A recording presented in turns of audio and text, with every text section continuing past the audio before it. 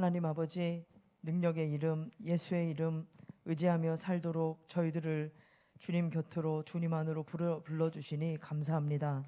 그 이름으로 이 한 주를 저희들 살겠습니다. 우리의 삶 속에 함께하여 주옵소서.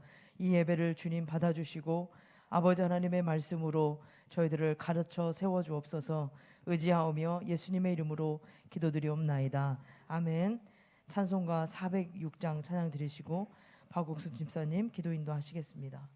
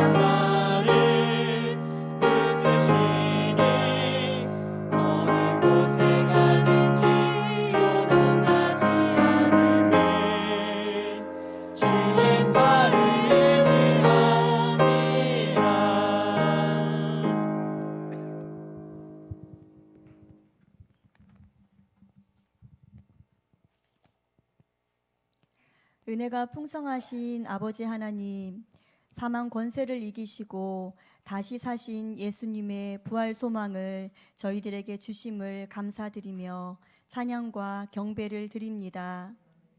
주님의 부활의 기쁨을 누리며 예배하는 이곳을 예수님의 보혈로 덮어주시고 정결케 하여 주시옵소서.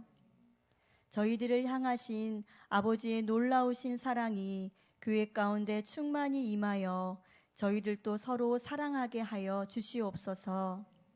지난 한 주간을 특별 기도회로 인도하여 주신 아버지께 감사를 드립니다.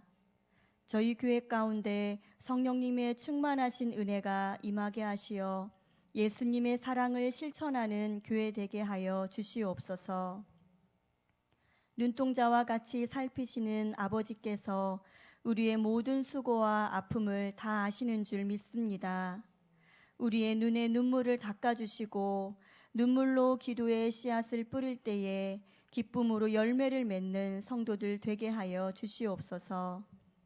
날마다 아버지 앞에 엎드릴 때에 아버지의 마음을 알게 하여 주시고 줄인 영혼들과 병든 영혼들을 위해서 기도하고 섬기는 교회 되게 하여 주시옵소서. 교회를 위해서 함께 기도하고 섬겨야 할 지체들을 보내주시옵소서. 각 부서들마다 마음을 모아 뜻을 합하여 하나 되게 하여 주시고 서로를 존중하며 배려하는 은혜가 있게 하여 주시옵소서. 세워주신 목사님을 영육간의 강건함으로 붙들어 주시옵소서. 성령님의 충만하심을 부어주시고 아버지가 기뻐하시는 사역을 잘 감당하실 수 있도록 힘 주시옵소서. 가정의 평안함을 더하여 주시고 필요한 모든 것들을 공급하여 주셔서 염려와 근심이 없게 하여 주시옵소서. 매 예배 시간마다 저희들에게 필요한 말씀으로 허락하여 주셔서 치유와 회복의 은혜가 있게 하여 주시옵소서. 남편들의 믿음을 세워 주시옵소서. 가정에서 믿음의 기둥들이 되게 하여 주시고 적극적으로 기도하며 말씀을 배울 수 있도록 도와주시옵소서. 아직 마음을 열지 못하는 남편들도 있사오니 아내들의 눈물의 기도에 응답하여 주시사 예수님께로 인도되어지는 은혜가 속히 임하게 하여 주시옵소서. 자녀들의 마음도 활짝 열어주시사 예수님을 인격적으로 만나고 거듭나는 믿음 되게 하여 주시옵소서. 자녀들의 삶의 주인으로 예수님을 모시어 드리고 학생의 때에 청년의 때에 주님의 일꾼들로 준비되어지는 은혜가 있게 하여 주시옵소서. 진로의 문제와 직장의 염려로 기도하는 지체들에게도 평안함을 주시고 그들이 가야 할 곳으로 인도되어지는 은혜가 있게 하여 주시옵소서. 혼미하는 이 시대 속에서 성도 한 사람 한 사람들이 말씀과 기도로 깨어 있어 예수님과의 관계가 올바르게 회복되어지게 하여 주시고 가정과 교회 공동체가 건강하게 세워져 가는 은혜를 경험하게 도와주시옵소서. 이 시간에도 생명 주신 예수님의 말씀을 잘 듣고 깨닫게 도와주시고 믿음으로 살아가는 한 주간 되기를 간절히 바라오며 예수님의 이름으로 기도드렸습니다.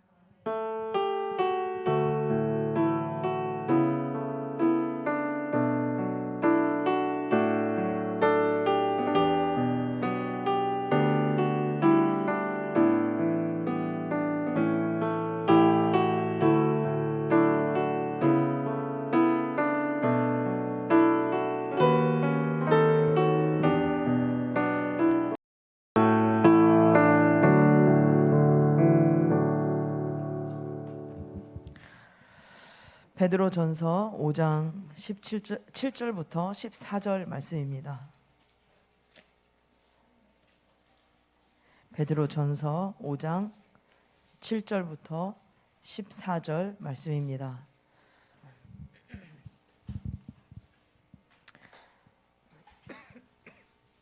교독하겠습니다. 너희 염려를 다 주께 맡기라. 이는 그가 너희를 돌보심이라.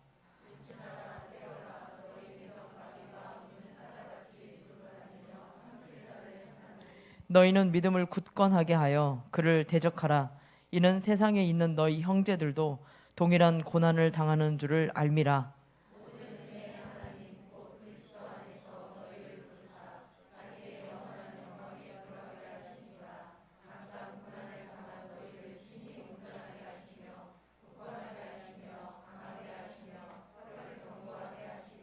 권능이 세세 무궁하도록 그에게 있을지어다. 아멘.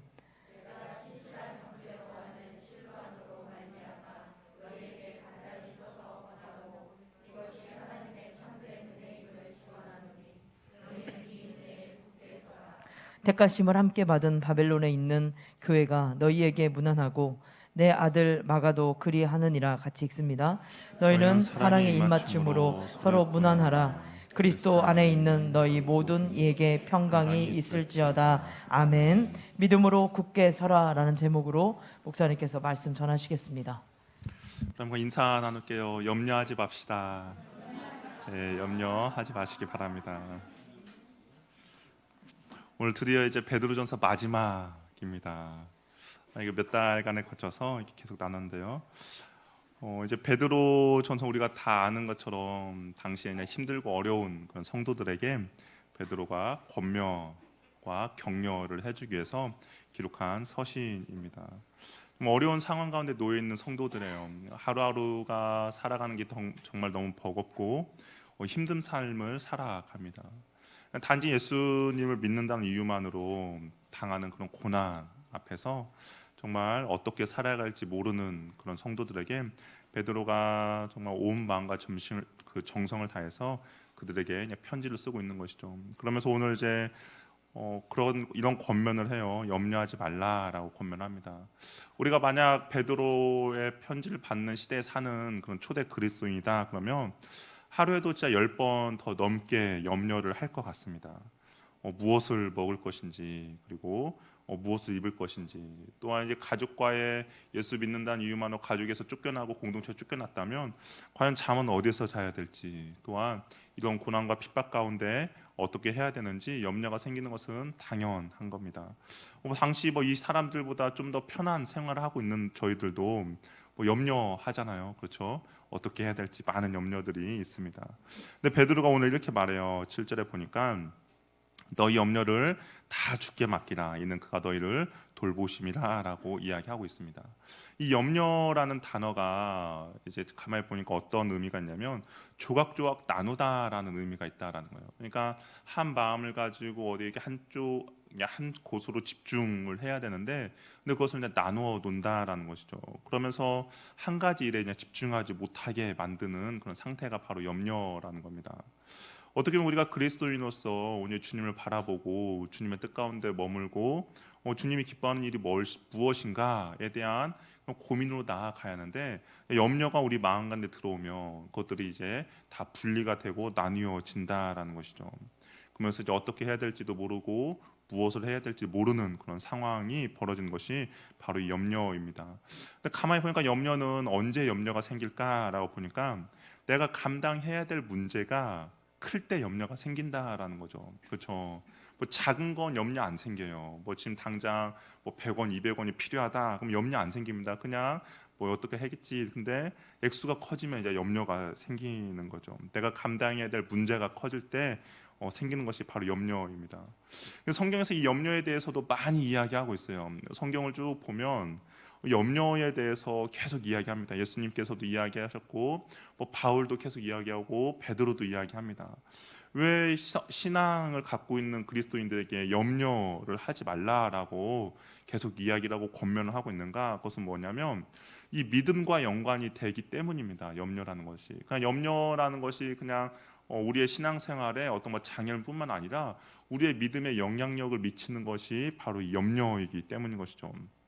그래서 염려는 그리스도인들에게 당연한 것이 아니다라는 겁니다. 왜냐하면 우리가 염려를 하면 할수록 살아계신 하나님을 신뢰하지 못하는 그런 결과를 가져오기 때문입니다. 그래서 예수님께서는 산상수훈에서 마태복음 6장 31절 32절 이렇게 말씀하셨어요. 그러므로 염려하여 이르기를 무엇을 먹을까 무엇을 마실까 무엇을 입을까 하지 말라. 이는 다 이방인들이 구하는 것이라. 너희 하늘 아버지께서 이 모든 것이 너희에게 있어야 할 줄을 아시느니라 라고 이야기하고 있습니다. 그러니까 그런 염려를 하는 것은 누가 하는 거냐면 이방인들이 하는 일이라는 거죠.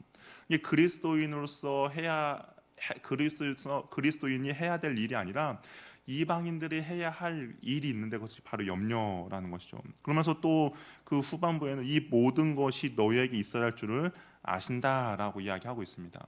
하나님께서 너희가 무엇을 입을까, 무엇을 먹을까, 무엇을 마실까 다 알고 계신다라고 이야기를 하고 있는 것이죠. 그러니까 그런 염려를 하지 말라라고 이야기를 하고 있습니다. 하나님의 말씀, 우리가 이 염려가 이제 이방인들이 하는 거고, 그리고 이 염려는 하나님께서 다 아신다고 했는데, 또한 이 염려가 그리스도인에게 어떤 영향을 미치냐면 우리가 말씀을 듣잖아요. 말씀을 들으면 말씀이 우리의 마음밭에 잘 뿌리를 내려서 귀한 열매를 맺어야 하는데, 근데 이 염려는 어떻게 하냐면 그 말씀이 우리의 삶 가운데서 뿌리를 내리지 못하고 열매를 맺지 못하는 그런 장애물로 작용을 한다라고 말하고 있습니다.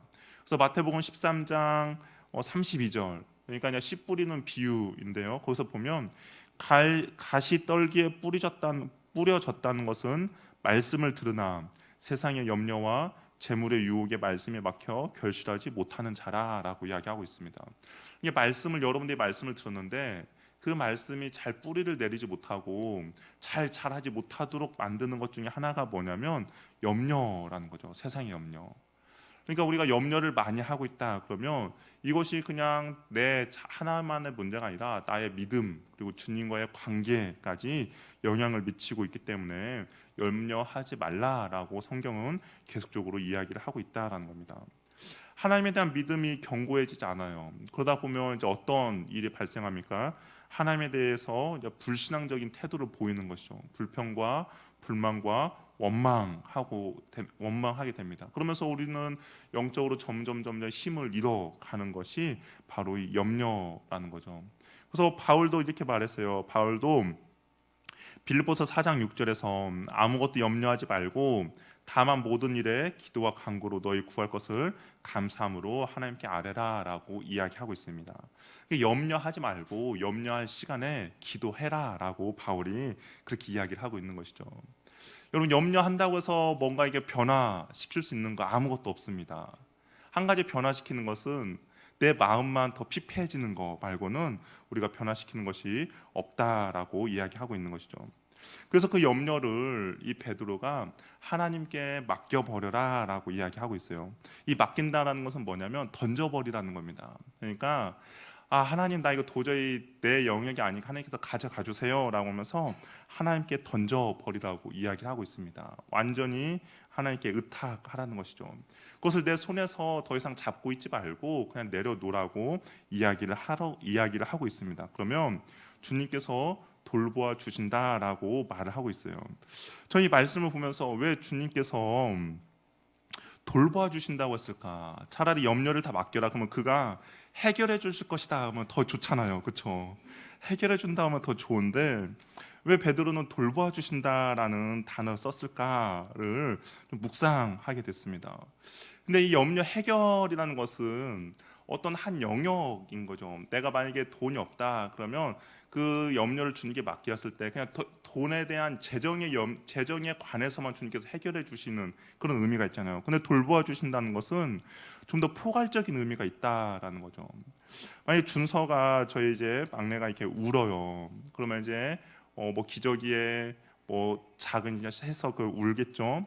그러면 부모가 그냥 기저귀만 갈아준 게 아니잖아요. 기저귀만 갈아준 게 아니라 계속 울더라도 밥도 주고 옷도 갈아입혀주고 목욕도 시켜주고 모든 것들을 다 돌보아 준다라는 겁니다. 그러니까 어떻게 보면 베드로가 해결해 준다라는 정말 작은 것이 아니라 우리의 모든 삶의 전체 나에게 필요한 것들을 주님께서 다 공급해 주신다라고 이야기를 하고 있다라는 겁니다.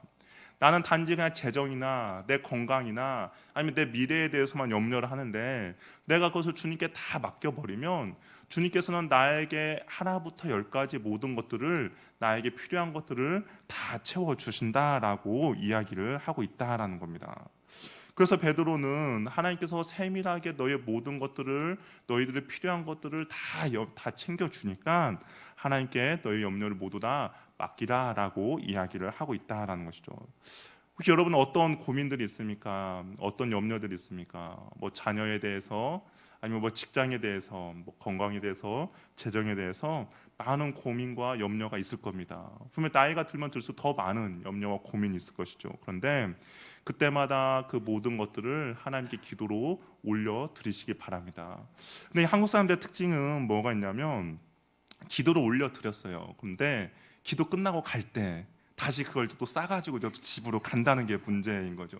분명 하나님께 다 올려드렸는데 다시 교회를 나가면서 아유 이제 어떻게 하나 하면서 또 나간다라는 거죠. 절대 그렇게 하지 마시고 하나님께 던지는 겁니다. 다시 돌려받는 게 아니에요. 하나님께 온전히 내던져서 그래서 하나님께 온전히 맡기시기를 바랍니다. 그러면서 베드로가 이제 8절 이렇게 말하고 있어요. 우리 8절 말씀도 우리 같이 한번 읽어보겠습니다. 같이 한번 읽어볼게요. 시작.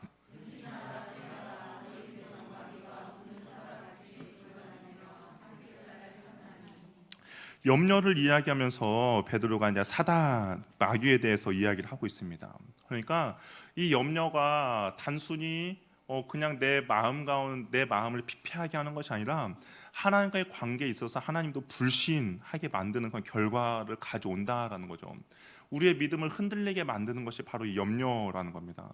그러면 이 마귀가 그 틈을 타서 노린다라는 거죠. 염려를 통해서 우리의 마음 가운데 마귀가 불안함과 하나님에 대한 불신함과 하나님에 대한 불평과 원망을 우리에게 준다라는 겁니다. 그래서 그걸 통하여서 마귀가 우리를 집어 삼키려고 한다고 이야기를 하고 있는 것이죠. 마귀는 어떤 문제를 끊임없이 걱정하게 하고 염려하게 만들어서 하나님의 능하신 손을 의심하게 만듭니다. 염려에 가득 차 있으면 어떻게 돼요? 기도도 잘 되지 않아요. 우리 다 해봐서 알잖아요. 염려에 가득 차면 정말 기도하러 나가는 것도 만사 귀찮게 됩니다. 한숨만 나올 뿐이죠. 그러면서 하나님이 아닌 다른 것을 바라보게 됩니다. 하나님을 계속 기다리지 못하는 거죠. 염려가 생기면 내 마음이 초조해지고 급해집니다. 그래서 이스라엘 백성들이 가나안 땅에 하나님께서 정탐하러 보냈었을 때 어떻습니까? 그들의 마음에 염려가 생겼어요. 그 가나안 땅에 있는 아낙 자손들을 보고 나니까 자신들은 그들에 비해서 메뚜기처럼 보인다라고 생각을 하게 됐습니다. 아니 하나님이 버젓이 살아 계시고 하나님이 지금까지 인도해 주셨음에도 불구하고 그 마음 가운데 염려가 생기다 보니까 하나님이 보이지 않고 하나님의 그 능하신 손이 아무것도 아닌 것처럼 느껴지게 되었습니다. 그 결과 하나님에 대한 불신과 하나님에 대한 원망이 자자한 것이죠. 사단은 그런 염려의 틈을 우리들에게 타고 와서 우리를 정신 못 차리게 한다라는 겁니다. 결국에는 자신의 밥이 되도록 만든다라는 것이죠. 그래서 맑은 정신으로 순전한 마음으로 정말 파수꾼처럼 우리는 깨어 있어서 그 사단이 우리의 믿음을 흔들려고 하는 그 염려 가운데 우리가 넘어가지 않아야 한다라는 것이죠.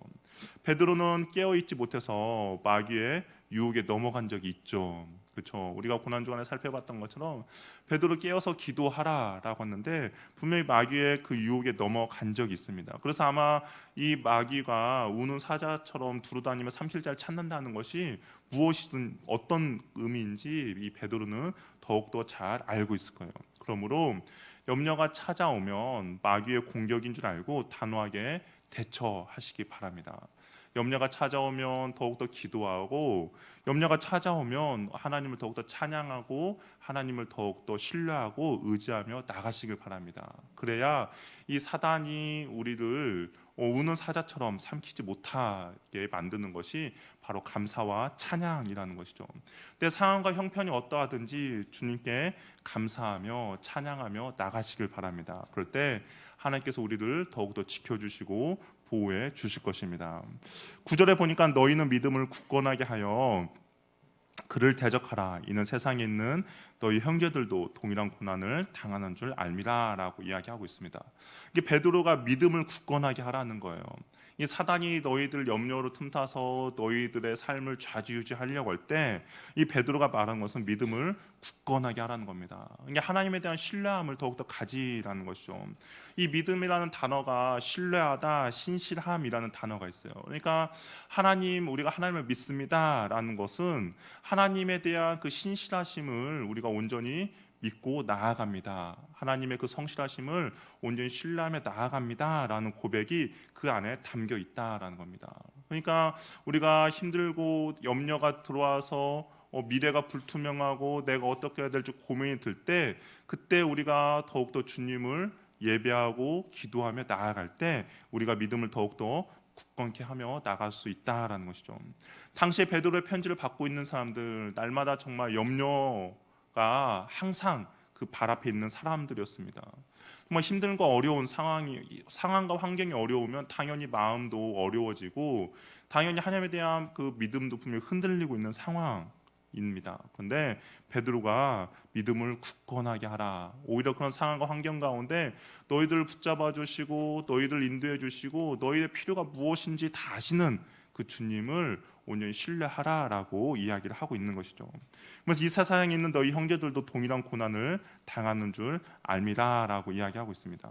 나 혼자만 그런 힘듦과 어려움이 건 게 아니라 주변에 있는 우리의 믿음의 동역자들이 있다라는 거예요. 그 동역자들과 함께 이 모든 것들을 극복해 나갈 수 있다라고 이야기를 하고 있습니다. 그러면서 10절 우리 한번 읽어볼까요? 10절 같이 한번 읽어보겠습니다. 10절 읽겠습니다. 시작.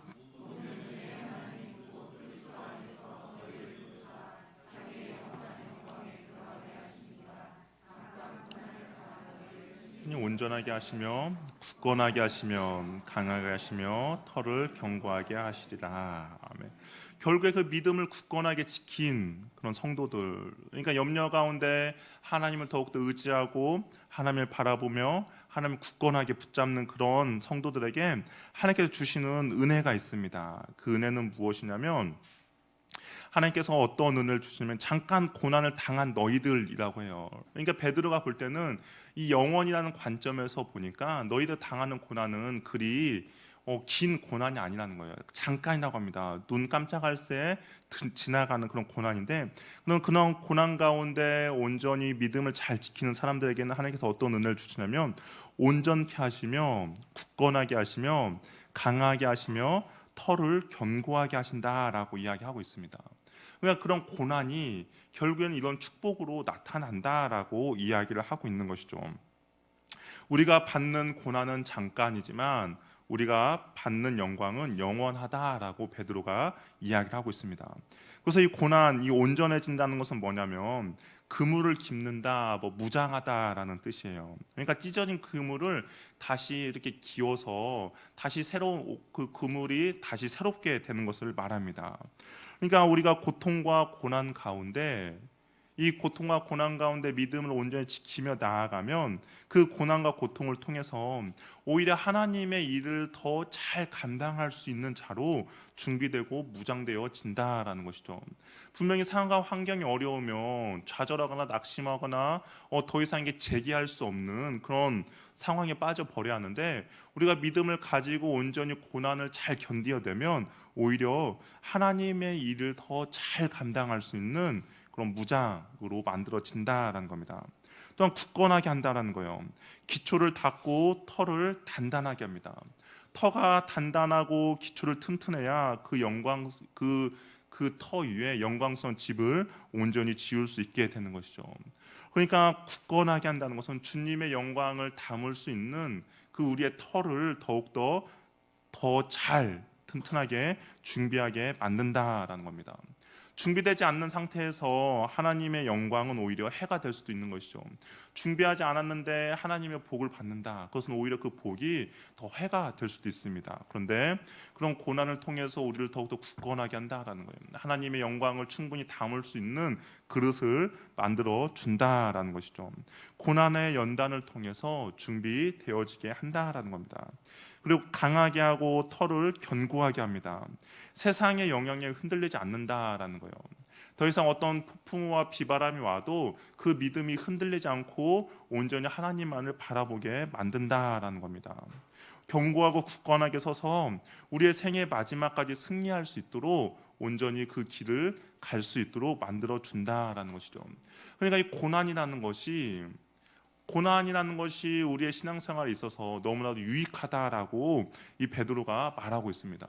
한번 여러분도 한번 신앙생활을 한번 잘 생각해 보세요. 내가 만약에 아무런 고난 없이 지금 이 자리에 앉아 있다 그러면 하나님께서 주신 은혜도 잘 경험하지 못했을 것이고, 그리고 고난이 없이 이 자리에 있다 그러면 정말 온실 속에 자라난 화초처럼 어떤 비바람이 몰아치면 아마 내가 금방 무너져 버리고 쓰러져 버릴 것입니다. 그런데 우리가 가만히 보면 힘들고 어려울 때 그런 고난 가운데 하나님을 더욱더 의지하게 했고, 그런 고난이 하나님을 더욱더 붙잡게 만들었고, 그런 고난 가운데 우리가 하나님께 더욱더 엎드려 기도하게 만들었다라는 것이죠. 그러면서 우리를 온전하게 되고, 우리를 굳건하게 되고, 우리를 강하게 하고 털을 견고하게 만들었다라는 겁니다. 바로 베드로가 그런 말을 하고 있는 것이죠. 너희들이 지금 당하고 있는 고난은 정말 영원한 고난에서 생각해보면, 영원한 삶 가운데 생각하면 잠깐이라는 거예요. 그런데 그 잠깐을 인하여서 영원의 삶을 살 수 있도록 너희들을 잘 준비해주고 있는 것이 있는데, 그것이 바로 고난이다라고 이야기를 하고 있다라는 것이죠. 우리의 삶 가운데 분명히 고난이 있습니다. 어려움이 있습니다. 그러나 그 고난은 오히려 주님을 더욱더 바라보게 만들어 주는 것이고, 오히려 주님의 영광을 닮을 수 있는 우리의 그 그릇을 만드는 시간이라는 겁니다. 그렇기 때문에 그 고난 가운데서도 우리가 기뻐할 수 있고, 그 고난도 우리가 기꺼이 감내할 수가 있다라는 것입니다. 여러분 삶 가운데 분명히 힘들고 어려운 고난이 있을 것입니다. 그러나 그 고난 가운데 좌절하거나 낙심하지 마시기 바랍니다. 오히려 그 고난을 통하여서 나의 믿음이 더욱더 성장할 것을 기대하고, 그 고난을 통하여서 내가 주님 앞에 더욱더 온전해질 것을 기대하시고 소망하시기 바랍니다. 그럴 때 하나님의 영광이 우리의 삶 가운데 더욱더 나타나게 된다라는 것이죠. 그래서 이제 베드로가 마지막 인사를 나눠요. 12절에 보니까 내가 신실한 형제로 아는 실로안으로 말미암아 너에게 간단히 써서 권하고, 이것이 하나님의 참된 은혜임을 증언하노니 너희는 이 은혜에 굳게 서라라고 이야기를 하고 있습니다. 이 실로아노라는 사람은 신라입니다. 우리가 사도행전에 보면 바울과 2차 전도 여행을 떠날 때 함께 동역했던 그 사람이 신라인데요. 그래서 이 신라는 예루살렘 교회 덕망 있는 지도자 중에 한 사람이었는데, 바울과 선교 여행을 했고 지금은 이제 베드로 곁에서 베드로를 돕는 동역자로 있습니다. 그런데 또 베드로가 이렇게 말해요. 이것이 참된 은혜라고 합니다. 하나님의 참된 은혜임을 증언한다라고 이야기를 하고 있습니다. 앞에서 계속 말했던 것처럼 이 고난이 결국에는 하나님의 은혜이다고 베드로가 이야기를 하고 있는 것이죠. 그리고 그 고난을 통하여서 참된 은혜를 통하여서 하나님의 백성들은 영원한 안식, 영원한 영광에 들어가게 해주는 것이 바로 고난이다라고 이야기를 하고 있습니다. 우리 삶 가운데서도 그것이 참된 하나님의 은혜임을 우리가 꼭 기억하시길 바랍니다. 분명히 아픕니다. 분명히 힘듭니다. 그리고 분명히 정말 그 고난 가운데 있다면 모든 것을 다 포기하고 싶을 수도 있습니다. 그러나 이것이 하나님께서 나를 연단해 주는 시험이다 생각한다면 우리가 그것 또한 기꺼이 받아들일 수 있는 것이죠. 이 시험을 통하여서 내가 순금같이 나올 것을 주님께서는 알고 있고, 그리고 그 과정 가운데 나를 분명히 그렇게 만들어가고 있기 때문입니다. 13절에 보면 이제 바벨론에 있는 교회는 로마에 있는 교회를 이제 가리킨다고 우리가 볼 수가 있는 거죠.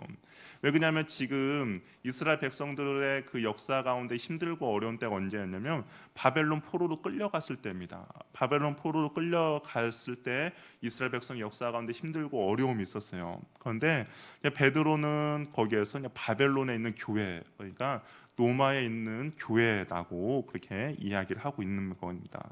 그래서 우리가 뭐 여기도 그렇고 여러 가지 곳곳에서 요한계시도 그렇고 그냥 바벨론이라고 나오는 것은 세상에 이 교회를 핍박하고 있는 것들을 이제 다른 표현으로 하고 있는 것으로 우리가 이해하면 좋을 것 같습니다.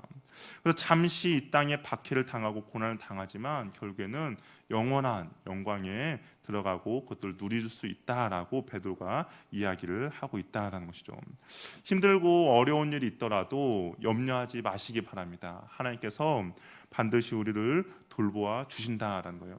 그 내가 염려하는 그 한 부분만 하나님께서 돌보는 것, 하나님께서 그것을 해결해 주시는 게 아니라 나의 모든 삶의 전체를 주님께서 돌보아 주신다라는 것이죠.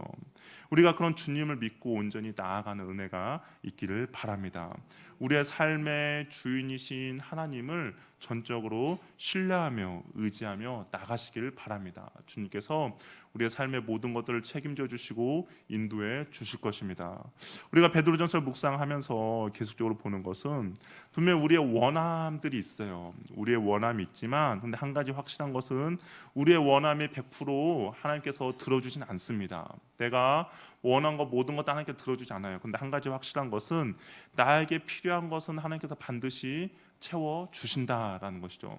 내가 하나님께 구하지 않더라도 이것이 너에게 필요하다 싶으면 하나님께서 반드시 채워 주십니다. 우리가 그 하나님을 온전히 신뢰하며 나가는 저와 여러분이 되기를 바랍니다. 염려는 온전히 주님께 맡겨버리시기 바랍니다. 그리고 우리는 그냥 주님을 신뢰하며 기도하며 감사하며 찬양하며 나갈 뿐입니다. 그러면 우리 앞길 가운데 주님께서 먼저 행하셔서 반드시 선하고 좋은 길로 영광의 길로 우리를 인도해 주실 것입니다. 그 주님을 믿고 나아가는 저와 여러분이 되기를 바랍니다. 함께 기도하겠습니다. 우리 한번 기도할 때 오늘 베드로가 편지를 이제 마무리하면서 그 편지를 받는 사람들에게 염려하지 말라라고 이야기하고 있습니다. 아마 우리가 염려하고 있는 것보다 당시 편지를 받고 있는 이 사람들이 더 염려가 클 겁니다. 그럼에도 불구하고 염려하지 말라라고 하는 것이죠. 왜냐하면 그 염려로 인하여서 사단에게 틈을 보여주고 그리고 그 틈을 통하여서 우리의 믿음을 흔들게 만들고 하나님에 대해서 불신앙을 만드는 것이 바로 염려이기 때문인 것이죠. 우리 시간 기도할 때 하나님, 내가 어떤 상황과 환경 가운데서도 신실하신 주님을 바라보고 신실하신 주님을 믿고 나아가오니 하나님, 내 마음 가운데 주께서 주신 평강이 넘쳐날 수 있게 해달라고. 혹시 내 마음 가운데 염려가 생긴다면 하나님, 그 염려를 온전히 주님께 올려드릴 테니 주님께서 그 염려 가운데 우리를 돌보아 주시고 인도해 달라고. 염려가 내 믿음을 좌지우지하지 않게 해주시고 염려가 내 삶을 붙잡지 않도록 도와주시고 온전히 하나님께 감사 찬양하며 나갈 수 있는 은혜를 우리에게 허락해 달라고 그럼 같이 기도하며 나가도록 하겠습니다. 할렐루야. 하나님 아버지 감사합니다. 주께서 우리 삶 가운데 주신 은혜가 날마다 넘쳐날 수 있도록 주여 도와주시옵소서. 하나님을 바라보며 나갑니다. 우리 하나님을 의지하며 나갑니다. 그 염려는 모두 하나님께 맡기라 했사오니 하나님께 내 염려를 던집니다. 하나님께서 그 염려를 받아주시고 우리를 돌보아 주시옵소서. 하나님을 언제 신뢰하며 나가오니 주께서 주신 은혜 가운데 삶마다 넘쳐나도록 도와주시고 하나님 그 염려 가운데 내가 더욱더 주님을 찬양하며 기도하며 나갈 수 있도록 도와주시옵소서. 하나님 아직 상황과 환경은 변하지 않았지만 그럼에도 불구하고 주님께서 우리를 돌봐주실 줄 알고 주님께서 나를 붙잡아 주실 줄 알기에 하나님 그 찬양하며 나가오니 주께서 우리들 가운데 일하여 주시고 행하여 주시고 붙들어 주시옵소서. 하나님의 크고 놀라운 은혜 가운데 넘치며 나가 있는 것입니다. 하나님 도와주시고 함께하여 주시옵소서. 인도하여 주시옵소서. 그 은혜와 사랑 가운데 머무르도록 주께서 도와주시옵소서. 그 염려를 하나님께 맡기라라고 말씀하십니다. 하나님 나갑니다. 주님 은혜를 주시고 역사하여 주시옵소서. 하나님 인도하여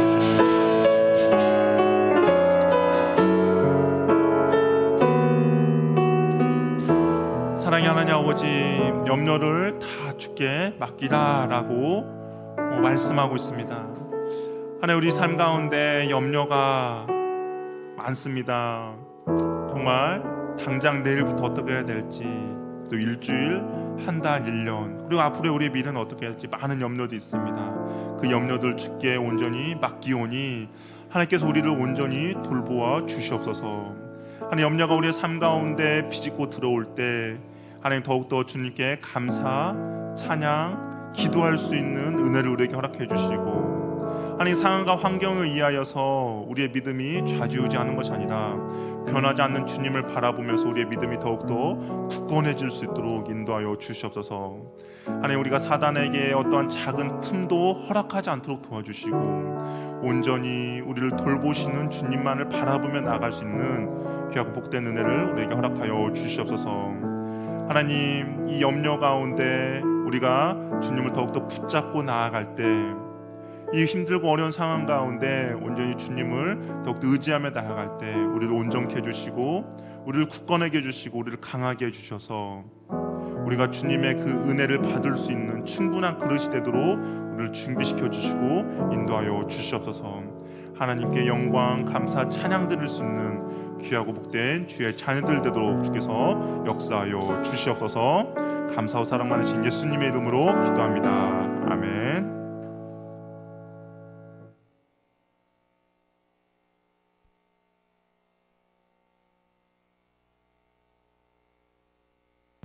교회 소식 전하겠습니다. 4월 30일 연합 예배로 드리고요. 교회 꾸미기를 하고 그 다음에 또 우리 최재성 목사님 추도 예배로 드리도록 하겠습니다. 내일 월요일 7시에 저희 교회에서 서부 시찰 모임이 있습니다. 새벽 예배 6시 50분까지 마무리해 주시기를 부탁드리겠습니다. 지난 한 주간 저녁 기도회로 저희가 모이면서 새벽 예배가 없었는데요. 내일부터 다시 새벽 예배 시작합니다. 고난주간 내내 주신 은혜들을 가지고 다시 하나님 앞에 서시는 새벽 시간 되시기를 부탁드립니다. 매일 성경 5월 6월달 구독 신청 받고 있습니다. 새벽 예배 때 우리 이 매일 성경으로 같이 말씀을 나누고 있습니다. 함께 동참해 주셔서 함께 하나님의 말씀을 하늘영광교회가 한 가지로 묵상하고 그렇게 하나님 앞에 서기를 부탁드립니다. 밑에 있는 기도의 제목들 보시고 함께 기도해 주시기를 부탁드립니다. 스크린에 있는 우리 찬양 같이 찬양하고 목사님 축도로 예배 마치겠습니다.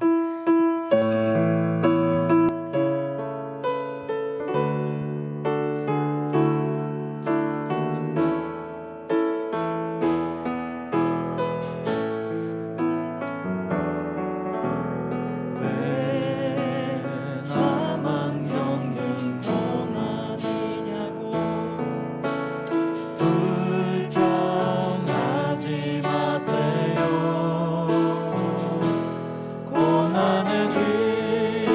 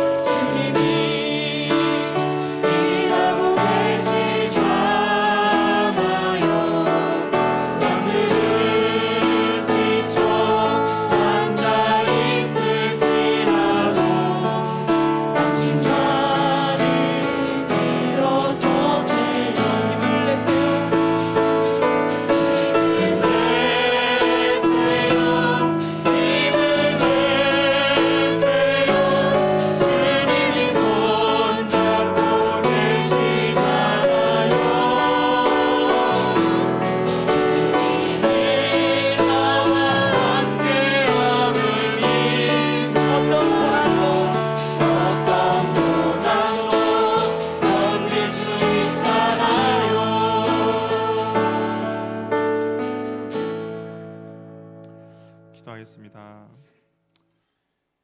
사랑의 주님, 이 고난 가운데 숨겨져 있는 주님의 축복을 발견할 수 있는 믿음을 우리에게 허락하여 주시옵소서. 힘들고 어려움 가운데 있을 때 좌절하거나 낙심하거나 낭망하는 인생이 아니라 주님께 찬양하며 기도하며 오늘 주님을 더욱더 바라볼 수 있는 믿음의 자녀들 되도록 주께서 인도하여 주시옵소서. 하나님, 우리의 삶 가운데 너무나 힘들고 어려운 일이 있습니다. 그 모든 것들 주께서 다 아시오니 하나님께서 돌보아 주시고 인도해 주시고 붙들어 주시옵소서. 그래 그 염려로 인하여서 우리의 마음이 피폐해지며 우리의 삶이 피폐해지는 것이 아니라 더욱더 주님을 붙잡음으로 우리가 더욱더 믿음의 사람 되며 온전하게 되며 굳건해질 수 있도록 주께서 또한 우리를 붙들어 주시고 인도하여 주시옵소서. 이제 우리 주 예수 그리스도의 은혜와 하나님의 사랑과 성령님의 교제, 교통, 충만하심이 모든 염려를 주께 다 맡겨버리고 이 고난 가운데 숨겨있는 주님의 축복을 발견하고자 하는 주의 자녀들에게 이제부터 영원토록 함께 있을지어다. 아멘.